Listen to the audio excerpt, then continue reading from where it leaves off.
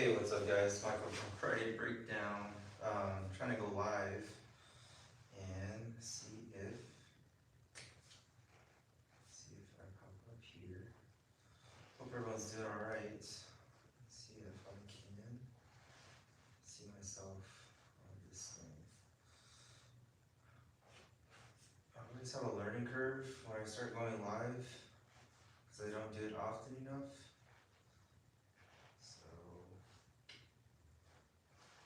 I just have to relearn those steps in the process.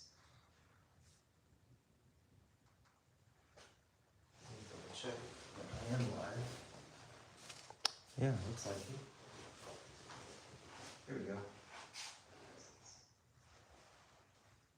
Live chat. What's up guys? Hope everyone's doing alright. I show all messages.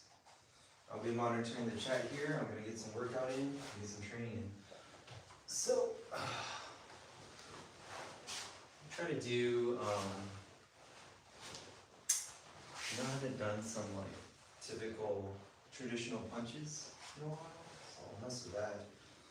And I was chatting with my buddy, Michael Saunders today. He was talking about how he went to a seminar and they're doing more dynamic traditional punches, which is cool to hear. I'll just work on that. So I'm definitely not warmed up, and I guess you get to watch me kind of loosen up as the live stream keeps going. So one thing, as you get older, just getting used to this type of rotation of your upper body. And one thing you can do is just do it lightly and not rush into it. And then you also do pulses too. And I'm doing it with my feet stagnant, so they're facing forward as I twist my upper body. And then you can also start doing it with the twist of your heel too. So my trailing heel is pivoting out. This way you get a little more extension. And then you also start doing it in a staggered stance, or your front stance, or your lunge stance, depending on what you call it. But this way you can really feel your hip opening up here, closing, expansion, contraction, and you're starting to get this stretch as you start warming up.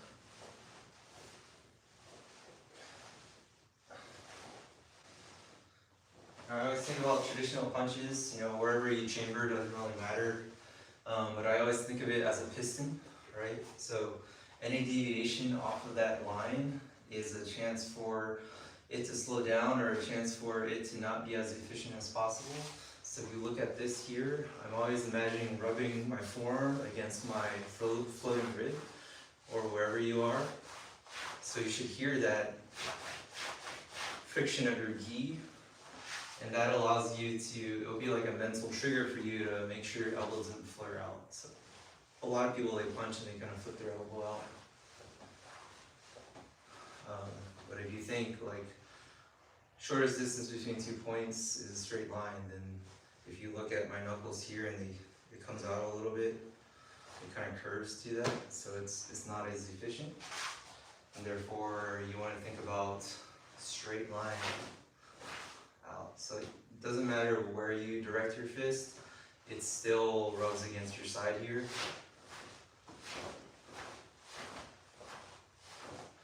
You guys think about, like, if you break the punch down into shoulder, each individual motion, right? So we're going way back to traditional methods. So if I keep everything stable here and I just do it as a shoulder thing, I'm actually thinking my shoulder and my lat sits back and down, because I'm not trying to reach like that. I'm actually thinking here. So everything locks out. You want to think like you're pulling a string taut, right? It snaps. I probably have a string here. Yeah. There you go. So you think of this, it's that, like you're snapping a belt.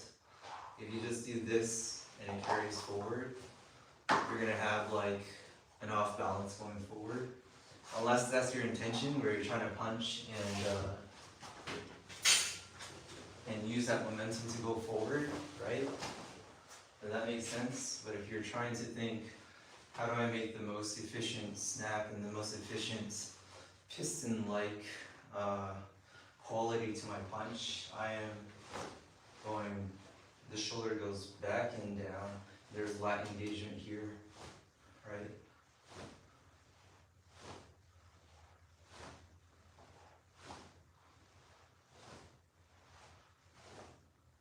And I'm keeping my fists loose, that way I can really reinforce the idea of it more like a slingshot, or like a rubber band, or a chain, right?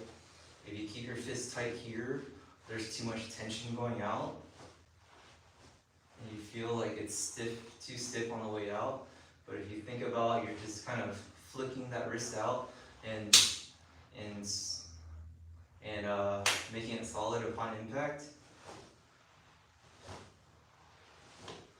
then it's going to be a more efficient punch, more energy efficient. It'll be quicker, it'll be snappier, it'll have a little more impact than trying to just muscle your arm through.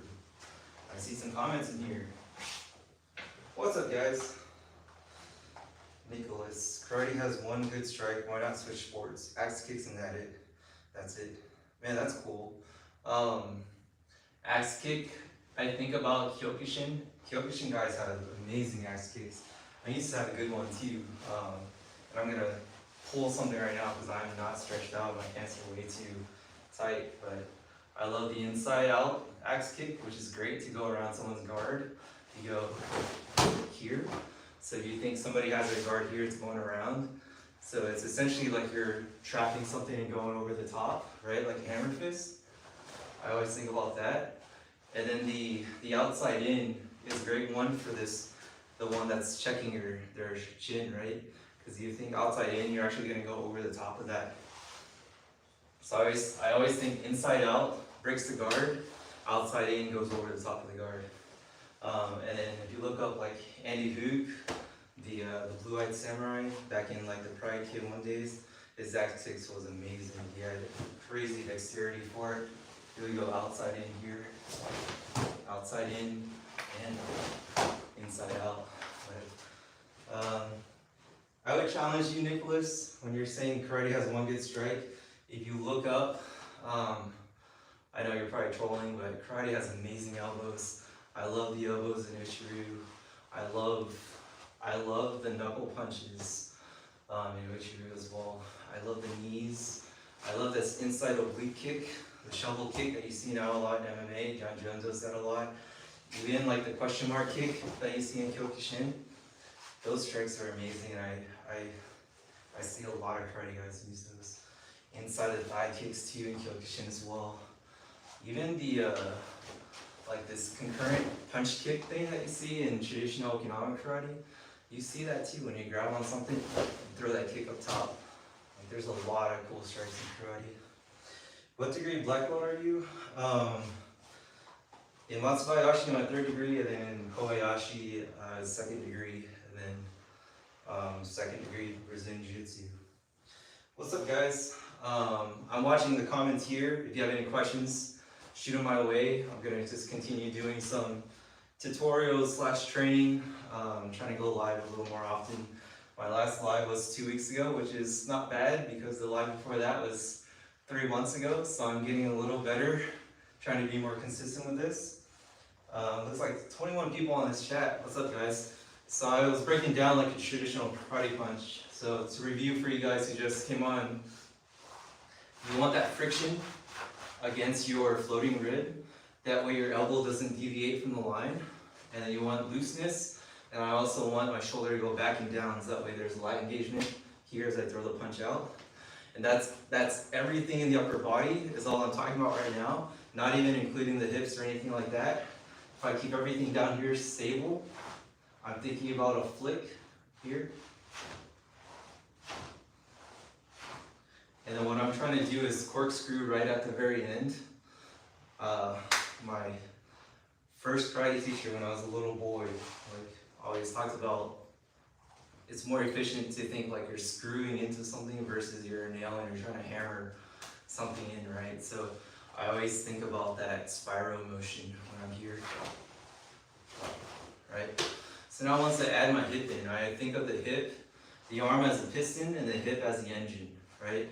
So when I throw my hip in, my hip goes forward and it shoots this arm forward. So it's, if you do it slow, there's like that little delay. That's where people will start getting into that double hip twist, right? So you have that. So if you're thinking, if all the power I could generate from my hip is from this here to here in this degree of motion, it would make sense to add a degree the other way, like a wind up, and go back, right? So that's kind of where the rationale came in. So if I face the camera here, you're thinking my hip motion just came from this, and it's like, it's fast, it's twitchy, but it's not super powerful, or it's not as powerful as it can be, right? So then people started adding a wind up. It reminds me exactly like a baseball player where they wind up. Instead of going from here and trying to go, you want to bring back and go forward. And how you do that with your hip, you go back, right? And then forward. So I go back, forward, back and forward, right? Here. So it makes it looks funny, but it's that kind of like fast twitch, Fajing, Chinese martial arts internal type of power generation that you see. And it's cool. I mean, it takes getting used to. And how do you apply this? Like, you apply it in an actual combative sense when I think about changing angles.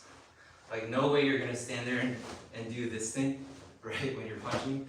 But if I'm like blocking and punching, my hips are naturally doing that double hip thing here. One, like I'm going in, out, right? So these are all just fast hip twitches. And it's helping me change the angle. If you think about, like, your fist is a ball on the end of a string. Like, wherever my hip goes is where my fist is gonna fly, because I'm like swinging a rope around, right? So it's the same thing. Like, if I have a rope here, I swing this around, I tie it out here, pretend like this is my fist, and like wherever my hip goes, my fist has to follow. Man, this is gonna look hilarious on live stream. But you can see, like, I could change the direction of my fist here by just switching my hips or my wrists in different angles. So if you think about that, I'm twitching. Reminds me a lot of like Eskrima or Kali or any of those things, right? Here. And look at that follow-up, because you can literally, you have two things to follow through, right? And then you can start adding your strikes to that too, because now you're thinking your hips can also carry your legs when you kick as well. So you're like punch through, boom, boom, back, boom, back.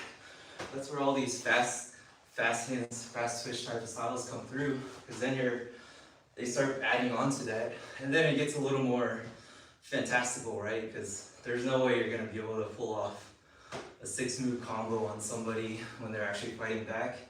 But conceptually, it makes sense, where I can literally add some angles when I feel tension, right? Right? I can go in and down, right? You're just able to change the angle of your strikes based on your engine, based on your hips. So let me go back and just talk about that traditional karate punch again. So again, I'm here, and I'm repping this out, right? So now we talked about the upper body, the shoulder, the hip. Now we also have to talk about the feet. The feet drives the engine. That's what you're pushing off of the ground to add that power to the hip, right? You can feel like there's tension here. There's kinetic energy that needs to spring forward, and I'm launching it forward with this leg here, right? And you can make it a short punch, right? People always think about karate is not practical because they chamber it down here. But the mechanics are exactly the same if you chamber it up here, right? I can still do the same thing. I'm pushing off of my leg, my hips, the engine, and I'm keeping this elbow tight to my center, and I'm shooting this hand out like a piston back, right? And that allows you, and what's cool about that, the harder you pull back, the easier it is to pull your hip back, the easier it is to bring something else out, right? So you go here, right? Here, when I pull back, it's a fast twitch, and go forward. So now let's talk about the pullback, right? So I have my legs driving my hip, which is my engine, which is stuck to here. This elbow acts like a piston that goes out. And as hard as you push out, you should equally pull back with your free arm, right? Application wise, it's, you're imagining pulling somebody into a strike. That's like a great one, right? If I pull on like this, I could really pull. I could grab behind someone's neck and go through. I could turn this into a strike in itself, right? Right? But at the same time, it's helping the hip that goes out. The other side is pulling back because this one's pulling back as well.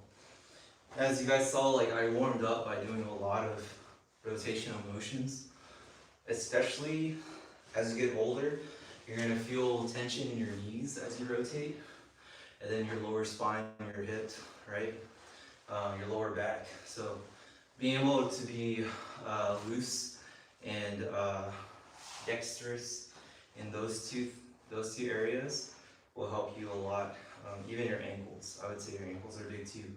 I noticed a lot of people over the years who have, inflexible ankles, and you see their stances and that back heel is always lifted up a little bit. So thinking about that, being aware of that, you want to think about all these mechanical parts of your punch being as free to move as possible, being as lubricated as possible, being able to generate as much force as possible, and not be stopped by inflexibility, right?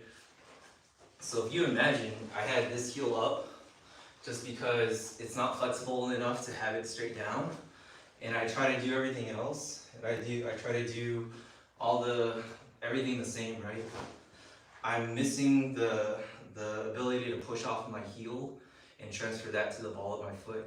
I'm essentially taking away one link in the chain. So I can be fast, but it's not as fast as I can be here. Right? What if I was flexible in the ankles, but my hips aren't flexible, and instead of being able to go all the way 90, I stop here and it only can go that far, right? Maybe I push off, and this is as far as I can go, right? So you could see where each individual person, depending on their flexibility, has some barrier to where they're losing the effectiveness of their strike, right? And of course, again, this is all theoretical. This is the picture-perfect, most efficient traditional karate punch, which really doesn't matter in a real fight. But if you think about the martial art aspect of it, your goal is to always strive for perfection. So if I felt like, hey, my hips are pretty loose or pretty stiff today, or this season or this year, I'm gonna start doing a lot of lunges and hip flexibility drills so that I can loosen up this part of my punch, and that's gonna allow me to make my punch a little more efficient. Hopefully that makes sense. Do you guys have any other questions? Looks like 19 people are still on here. Thanks for sticking around. I'm checking the comments here on this tablet.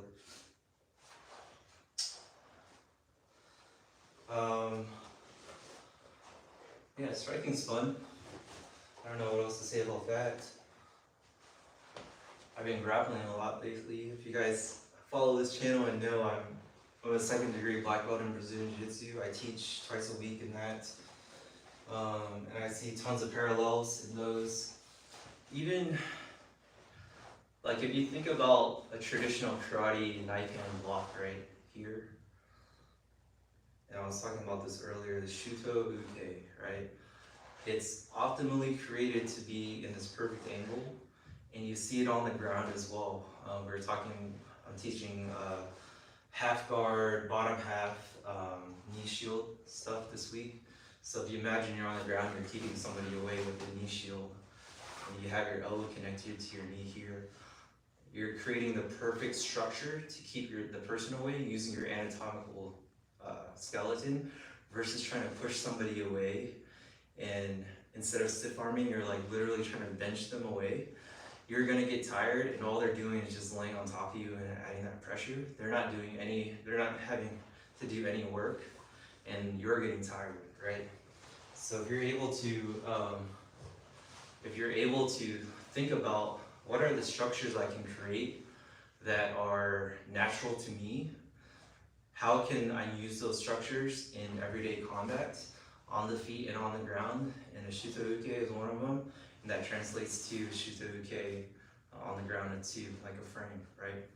And I connect my knee to my elbow because that's a closed space, and that linking your limbs together creates more structures, right? Because if you think, if I just do this and it's just floating in space out here, and I do this and it's just floating in space, anyone that's strong enough is able to open up that gap and get you away and open up the space here. So it makes sense for you to start tucking this in, especially when you're standing. That's why you block this way. And especially on the ground when you're here, you're creating that structure connected to your elbow so that it's a lot harder to pull apart, pry apart, and wedge yourself into this space here. Hey Bruce Lee. Brooke says, how long did it take you to get your black belt? My first karate black belt took 4 years. No, it took 4 to 5 years. And then from there I got the degrees just for being in it, and I started teaching more, so just time on the mat. And then my second black belt took a lot shorter just because I became an instructor really quick. They let me kind of jump belts because they saw I had a 3rd degree before, and it was kind of a sister school. So that took a lot shorter. And then my Brazilian Jiu-Jitsu black belt took shorter than most because I owned a school and I was teaching as well. I think that took 7 or 8 years. Altogether, I've been doing Jiu-Jitsu for like 15, 16 years now. It's kind of crazy. And karate for a lot longer than that, 20 something. But yeah, I'm kind of like I was an exception only because I took on a teaching role pretty early in my jiu-jitsu journey. So when I was a blue belt, I started helping with the kids class, and then purple belt, I was instructing the adults, and then by brown belt, I had opened the dojo. So I was teaching every day, so it was kind of a natural progression for me to start considering a black belt pretty quickly.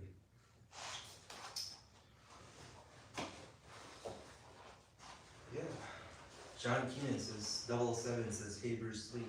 You know, Bruce Lee was one of my childhood heroes, and I think now, you guys know he was like 5'7", 135 pounds, which is probably like, man, 40, 50 pounds lighter than me now. I mean, there's stories of like judo, Gene LaBelle, all these bigger dudes being able to pick him up, kind of toss him around.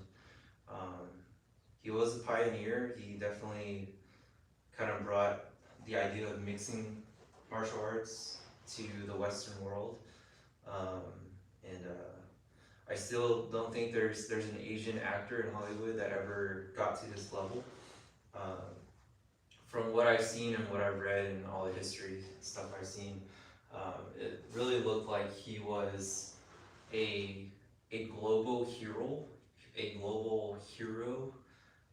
not just an Asian superstar. So you get people nowadays that are still kind of seen as Asian superstars.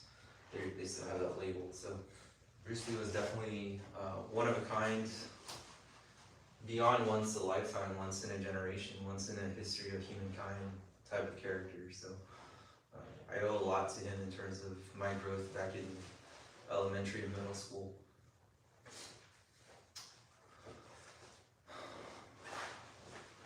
do some more strikes, and then if you guys have any more questions, I'll answer them, and then if not, I'm gonna get off and get ready for bed. One cool thing I always like doing is like quadrant stuff. That kind of helps gives you an idea of what all the different angles of strikes you can have. One easy way to do that is with the elbows, right? So you have what is this? A 6 to 12 elbow, 12 to 6 elbow. You have the 3 to 9, 9 to 3. You have all these angles too, from down and up. This reverse elbow. And that same thing happens with hammer fists too in strikes. So you have horizontal down, uppercuts, and this, imagine if there's a knife here as well. You have these type of strikes, you have slashes. But I'm thinking about like a pizza or a clock, and you're just slicing at those angles. North to south and south to north, right? So down and up. This is your uppercuts as well, right?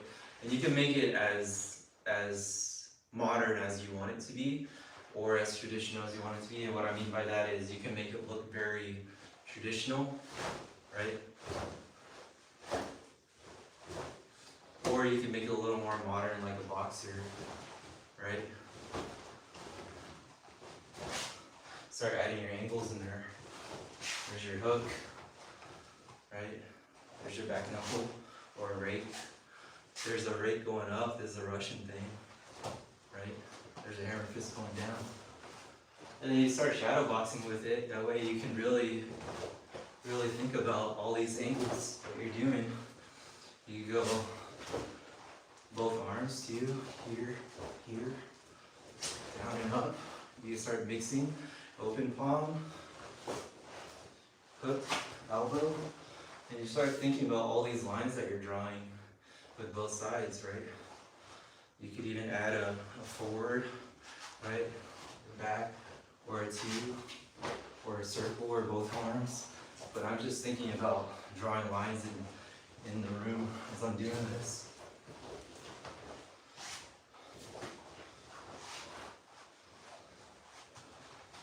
Even thinking like that kind of helps make your training a little more dynamic, rather than just standing there in a traditional thing and just going,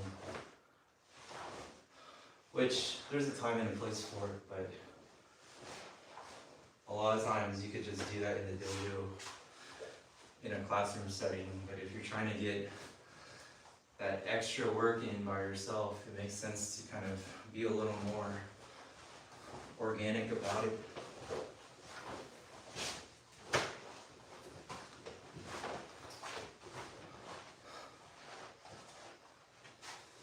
Cool.